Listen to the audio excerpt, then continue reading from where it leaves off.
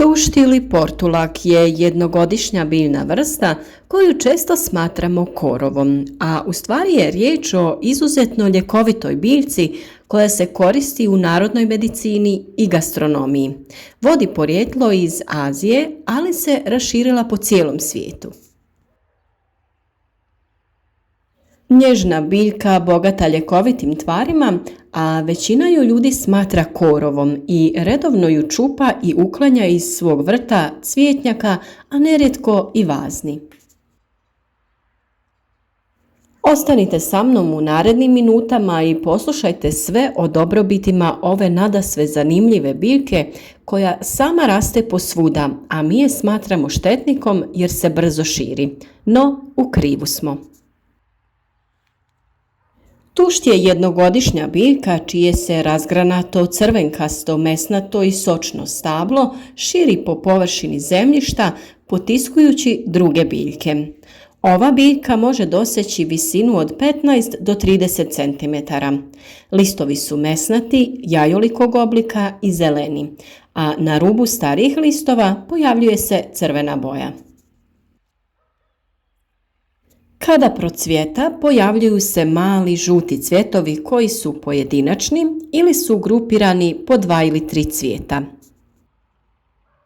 Tušt cvjeta od jula do septembra. Izuzetno je medonosna biljka.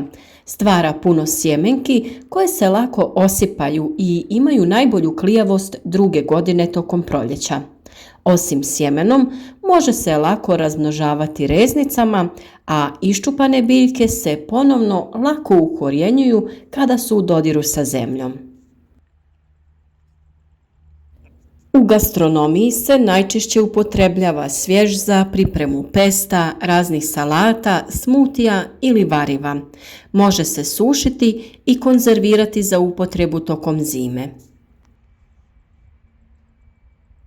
U narodnoj medicini tušt se koristi za poboljšanje imuniteta, poboljšanje cirkulacije, jačanje srca, prevencije tumora i oporavak onkoloških pacijenata, a brojni izvori navode da pomaže ubrzavanju zarastanja rana, sprečava glavobolju, migrenu, jača kosti, potpomaže razvoju djece, ali i kod problema sa štitnjačom, kožom i trbušnim organima. Izuzetno je zdrava biljka koja sadrži veću količinu omega-3 masnih kiselina, vitamine A, B i C, mnoštvo minerala poput magnezija, kalcija i željeza.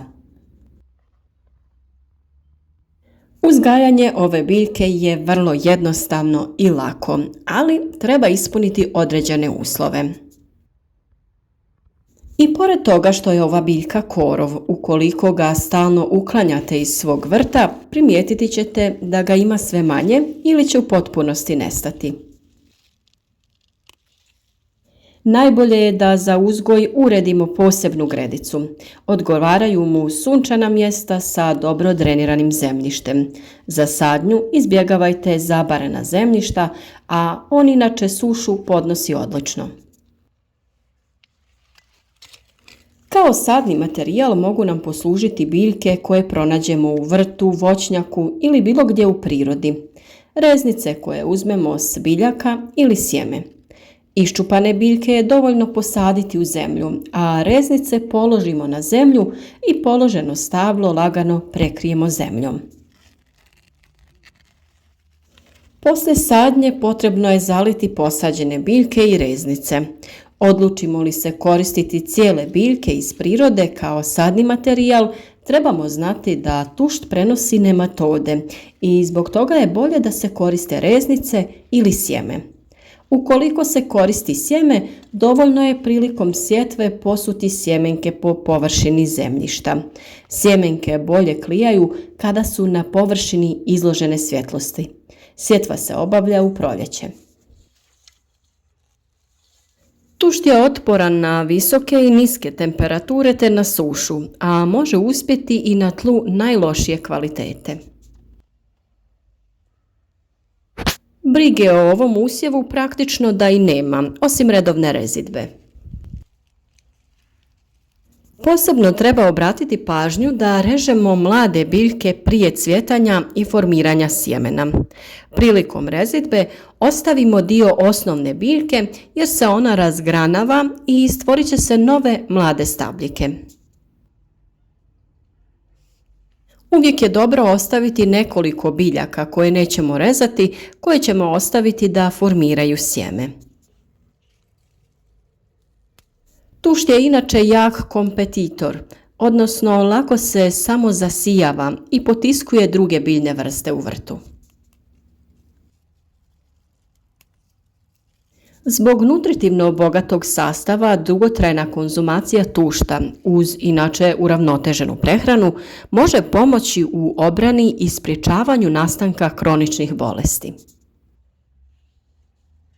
U jednom radu objavljenom 2014. godine u znanstvenom časopisu The Scientific World Journal znanstvenici donose nutritivni sastav tušta u 100 grama, a on sadrži svega 16 kalorija, 3,4 grama ugljikohidrata, 1,3 grama proteina i 0,1 gram masti.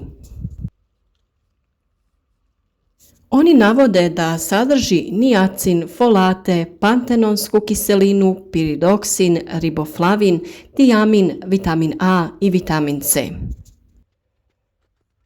Također sadrži i elektrolite poput natrija i kalija, te minerale poput kalcija, bakra, željeza, magnezija, fosfora, selena i cinka.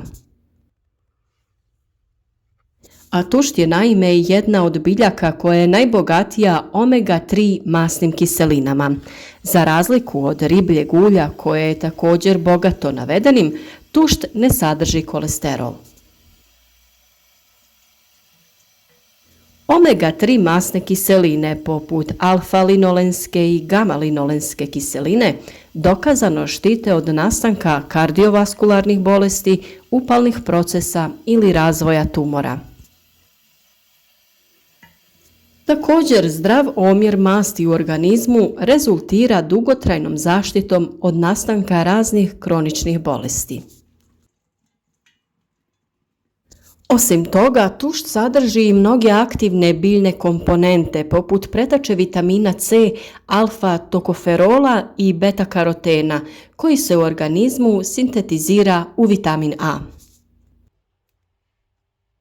Ali postoji jedna stvar koju treba napomenuti, a to je da osobe koje imaju problema sa bubrežnim kamencem trebale bi izbjegavati konzumaciju tušta, a to je zbog oksalatne kiseline koja se nalazi u njegovom sastavu. Ona naime tvori komplekse sa kalcijem u obliku soli, koji mogu povećati šanse od nastanka bubrežnog kamenca. Tušt je besplatna i zdrava zelena biljka koja može biti sastojak svake salate tokom ljeta, a budući da raste na skoro svakom mjestu, nije teško nabaviti. Idući put kad vidite ovu biljku u vašem vrtu, neka obavezno pronađe put do vaše salate. Pazite da biljku ne berete kraj ceste ili na potencijalno zagađenim mjestima gdje bi mogla pokupiti teške metale ili otrovne spojeve.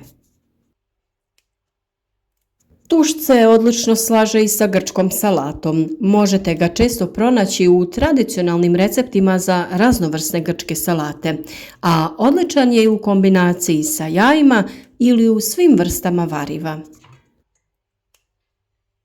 Najjednostavnija salata jeste da u tušt dodate malo bijelog luka, soli, octa i maslinovog ulja. Pored tušta, naravno, u toj salati imate mnoštvo drugih vrlo korisnih sastojaka.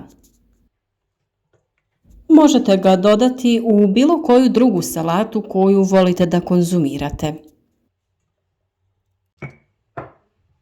Ja sam danas napravila svoju omiljenu kombinaciju, malo sam posolila tušt i samo dodala nekoliko kašika kiselog vrhnja te dobila odličan, hranjiv, osvježavajući, a koristan međuobrok.